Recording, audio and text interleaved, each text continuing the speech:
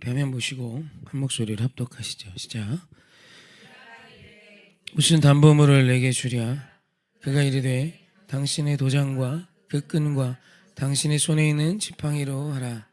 유다가 그것들을 그에게 주고 그에게로 들어갔더니 그가 유다로 말미암아 임신하였더라. 아멘. 창세기 38장은 충격적인 장입니다. 충격적인 장. 사실 성경을 읽으면서 가장 충격받는 장이 어딘가 그러면 창세기 38장을 꼽을 분들도 꽤 있을 것 같고, 사실 저도 그랬습니다. 그 충격이 신비함의 충격, 하나님의 일하심의 충격이 아니라 예수님 이스라엘의 근간이 되는, 무엇보다 유다는 장자의 권세를 받은 사남 아닙니까, 야곱의? 근데 유다가 다말 자신의 며느리와 아이를 갖는 이야기가 나와요. 사실 네 번째 족장인 요셉의 이야기를 가다가 갑자기 38장에서 유다와 다말 이야기가 나온단 말이죠. 이게 굳이 필요한가 싶고, 없으면 백갑절도 은혜로울 것 같은데 이건 하나님이 넣으셨어요.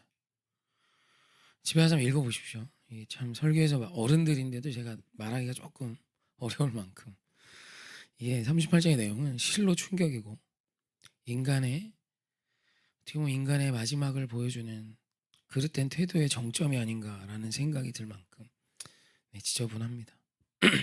무엇보다 또 성적인 이야기가 담겨있기 때문에 더더욱 그렇고요. 그렇게 38장이 삽입되어 있는 삽입 기사예요. 그러니까 이제 신학생들 사이에서는 이걸 삽입 기사라고 말하면서 배웁니다. 그러니까 아브라함, 이삭, 야곱, 요셉 이 사족장의 이야기를 이제 시작하는 37장부터 요셉 얘기가 본격적으로 시작되는데 38장 이야기를 하고 지나간다는 뜻이죠. 시점으로 따지면 요셉을 유다가 다시 만나기 한 20년 전쯤으로 봅니다. 그러니까 요셉이 그렇게 애굽에 팔려가고 시간이 어느 정도 흐른 그 요셉과 형들이 헤어졌던 20년의 기간 중 거의 끝말 부분의 이야기예요. 그러니까 이 일이 있고 난 뒤에 다시 요셉을 만났겠죠. 그래서 이걸 요셉의 이야기를 본격적으로 시작한 그 중간에 삽입을 하고 있어요. 이제 애굽에 종살이할 요셉의 이야기가 이후에 이제 본격적으로 시작이 되죠. 그렇다면 왜 이 말씀을 넣으셨나? 사실 우리는 그 의도를 명확히 알고 가는 게 중요합니다. 하나님이 이걸 말씀에 넣으신 이유가 있기 때문이죠. 사실 하나님의 이야기고 이스라엘이 하나님의 나라로 서가는 이야기이기 때문에 깨끗하고 좋은 이야기만 넣어야 맞습니다. 우리가 하다못해 지금 대통령 선거 중인데 엄청나게 포장하잖아요. 여러분, 사람은 안 믿으셔도 됩니다. 사람은 믿는 존재가 아니에요. 누구를 믿고 뭐를 찍고 이런 거 해봐야 우리 늘 손해보죠. 그게 사람입니다. 이럴 때만 돼도 사람을 얼마나 포장합니까? 흠도 없고 결도 없고 대단한 것처럼 사실 엄청나게 많은 과오와 그릇됨이 있고, 심지어 해선 안 된 일들까지도 있는 것이 사람인데, 근데 하나님 나라 이야기인데 이런 이야기를 왜 넣으셨나? 그것도 중간에 굳이 요셉 이야기 쭉 진행하시면 되는데 이런 걸 왜 삽입 기사로 넣으시나? 사실 그 이유는 하나님의 의도가 있죠.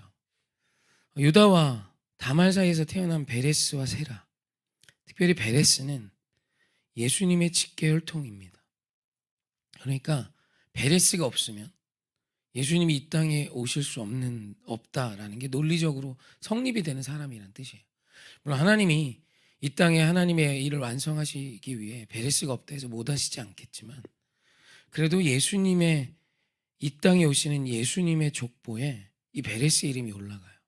마태복음 1장 3절 말씀 한번 보시죠. 함께 합독합시다. 시작.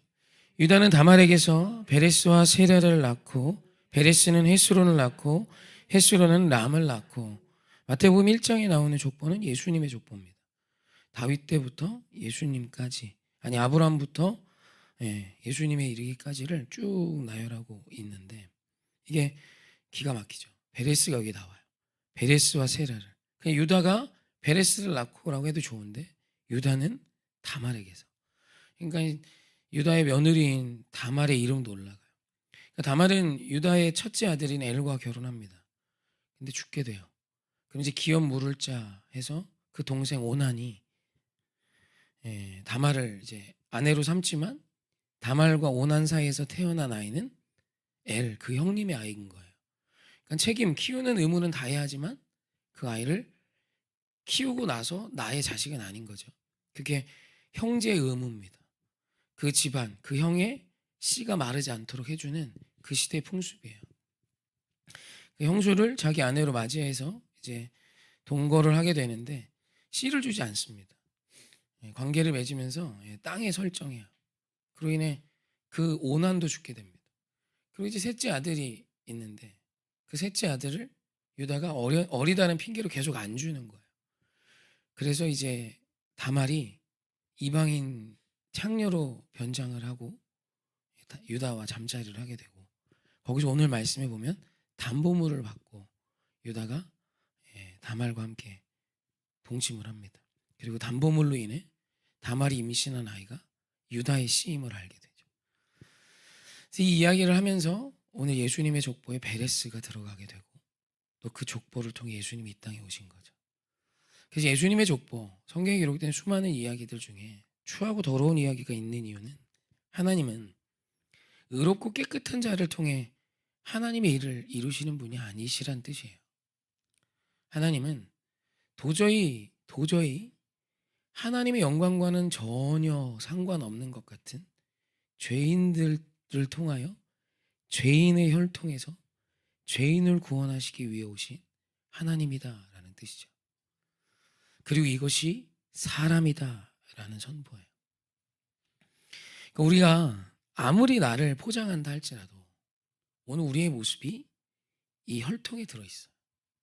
그게 인간입니다. 말씀해 보면 건강한 자에게 의원은 쓸데없고 병든 자에게라야 쓸데있다라는 표현이 있습니다. 그래서 이 말씀을 잘못 오해하면 이 땅에 병든 자가 있고 병들지 않은 건강한 자가 있는 것처럼 느껴져요. 의원이 건강한 자에게 쓸데없고 아픈 자에게 병든 자에게 쓸데있지. 이 표현이 그렇게 느껴져요. 하지만 그게 아니라 우리 모두는 다 병들었어요. 다 병들었는데 차이가 있다면 내가 병들었음을 알고 의원을 찾는 자와 내가 병들었는데 건강하다 착각하며 홀로 하나님을 밀어내며 사는 자의 두 부류의 인생이 있다는 거예요. 그러니까 오늘 우리 주님은 주님을 찾는 자를 통하여 하나님의 일을 하고 주님의 역사를 이루신다는 뜻이에요. 여러분 이스라엘 야곱의 가문, 아브라함의 가문의 이야기는 수치스러운 이야기 투성입니다. 요셉이 어떻게 팔려갑니까?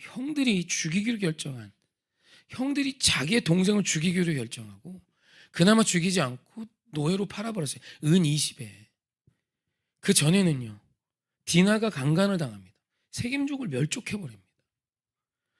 여러분 이건 이런 다 감옥 가 죽어야죠. 다 목이 잘려 죽든 목을 매달아 죽이든 벌써 몇 번은 끝났어도 이상하지 않은 나라. 이상하지 않은 그 시작이 이스라엘이에요. 어디 그뿐입니까? 야곱의 아들 큰아들 루벤은 빌하, 아버지의 첩이고 아버지의 아내잖아요. 어머니란 말이에요. 빌하와 동침합니다. 이런 일이 성경에 다 기록되어 있어요. 이런 가문을 어떻게 하나님이 쓰시나. 그런데 이런 가문을 쓰셔서 일하시는 분이 하나님이시고 그런 말도 안 되는 다말, 기생, 라합, 루베인의 이야기들이 다 녹아있는 그런 그 이스라엘을 통하여 예수님은 온 인류를 구원하기 위해 우리를 위해 이 땅에 오셨다라는 것이죠. 그래서 오늘 우리 안에 문제가 있으십니까? 조금은 이 말씀을 통해 위로를 얻고 하나님이 이런 문제투성이 있는 나를 살리시기 위해 오셨음을 잊지 않으셨으면 좋겠어요. 혹 내 주변에 나보다 더러운 자가 있습니까? 정죄하지 마세요. 우리 모두는 수치스러움을 다 갖고 있는 혈통과 혈육의 사람이에요. 인간의 피는 결코 깨끗하지 않습니다. 내가 사랑하고 좋아하는 사람의 모든 이야기를 다 드러내면 누구 앞에도 이야기할 수 없는 수치스러운 스토리가 가득하고 그런 스토리들이 가득가득 모여있는 곳이 교회예요. 그래서 교회는 정죄하며 판단하는 것이 아니라 그럼에도 불구하고 하나님이 당신을 사랑하시고 당신을 통한 위대한 일을 이루심을 뻔뻔히 믿고 십자가를 함께 붙드는 곳인 거예요. 할렐루야. 그게 믿음이며 그게 하나님의 이야기입니다. 오늘 우리의 삶에 부끄러움이 있으십니까? 있으실 겁니다. 있습니다. 저도 그렇고 우리 모두는 그런 인생이에요. 그러나 이런 우리를 수치스럽지 않은 아름다운 하나님의 영광을 드러내는 거룩한 백성으로 부르고 계시는 주님의 손짓을, 그 주님의 부르심을 기억하시고 그분의 소명 앞에, 그분의 부르심 앞에, 콜링 앞에 아멘하며 나아가셨으면 좋겠어요. 그래서 이제는 나의 욕망을 위해 그릇된 죄를 행하며 사는 자 아니라 나의 삶에 그것들을 끊어내고 하나님의 영광, 사명을 위해 사는 주의 자녀들이 되시길 바랍니다. 그래서 예수 안에 이렇게 목회를 오래 하다 보니 교회를 하면서 참 많은 고민이 있었습니다. 왜 10년, 20년 교회를 다녀도 변하지 않나? 10년 동안 문제됐던 일이 10년이 지나도 또 문제가 되나? 그러면서 찾게 된 아주 명확한 결론은 말씀을 듣고 있지 않다였어요. 성도님들이 교회를 정하려고 저에게 상담하고 하면 저는 항상 이 얘기합니다. 그럼 교회에서 아무리 봉사를 잘하고 교회가 신나도 말씀 안 들리면 그 교회 나오셔야 합니다. 절대 잘하지 않습니다. 제가 본 거예요. 절대 잘하지 않습니다. 하나님의 말씀이 들리지 않으면 남자건 여자건 애건 학위가 몇 개가 있건 절대 잘하지 않습니다. 주의 말씀을 제대로 들어야 돼요. 들리는 곳에 있어야 합니다.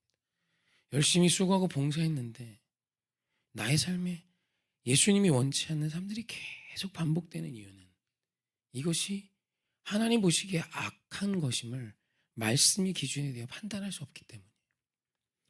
사랑하는 오늘도 우리에게 주신 이 말씀 기억하며 소망을 갖고 두려움을 가지셨으면 좋겠어요. 우리가 예수를 믿으며 좌절할 이유 없습니다. 이렇게 더럽고 추한 우리를 위해 그분이 오셨습니다. 그리고 그분을 경외하며 오늘 나의 삶의 모든 악들을 예수의 이름으로 다 제거하며 어제보다 더 아름다운 자가 되십시다. 죄투성이였던 내가 이제는 죄투성이로 쓰러져 가는 자를 사랑할 수 있는 자로 쓰임받으며 하나님의 나라의 하나됨, 하나님 나라의 거룩함을 이루어가는 우리였으면 좋겠습니다. 우리가 이 자리에 기도하기까지 얼마나 많은 이런저런 일들이 있었습니까? 대부분 어려움과 위기와 그릇된 죄로 인한 선택들과 문제투성이인 그 모든 마음들이 다 더하여 주님뿐임을 신뢰함으로 오늘 이 오전에 나온 것 아닐까요? 그렇다면 오늘 그 하나님의 회복을 믿고 또 기도하십시다. 그리고 어려운 자, 내가 봐도 쟤는 저렇게 살만한 선택을 하는 못됨이 있지라고 판단이 되는 자가 있어도 그를 위해 우리가 애통하는 마음으로 기도하십시다. 주께서 그런 자를 기다리시고 그런 자를 통해 하나님의 일을 이루셨고 인류 구원을 위해 택하신 다윗의 가문 또한 이토록 수치스럽고 더러운 이야기들이 가득했으나 하나님은 그들을 부인하지 않으시고 다말이 있어서 베레스가 태어났고 이 더러운 모든 죄악까지도 더하여 선이 되게 했으며 이 모든 죄인의 가문을 통해 나는 인류를 구원하러 왔다. 그러니 너의 삶에 죄가 있고 우울함이 있고 연약함이 있다 할지라도 포기치 말고 십자가 붙들라. 회복이 이 말이라 치유가 이 말이라. 할렐루야. 이것이 우리 주님이 혈통을 통해 우리에게 보여주시는 놀라운 은혜인 줄 믿습니다. 창세기 38장을 집에 가셔서 숙제로 읽어보시면 좋겠습니다. 아, 이런 가문을 통해 예수님이 오셨구나. 그럼 소망이 막 생길 겁니다. 찬양하시죠.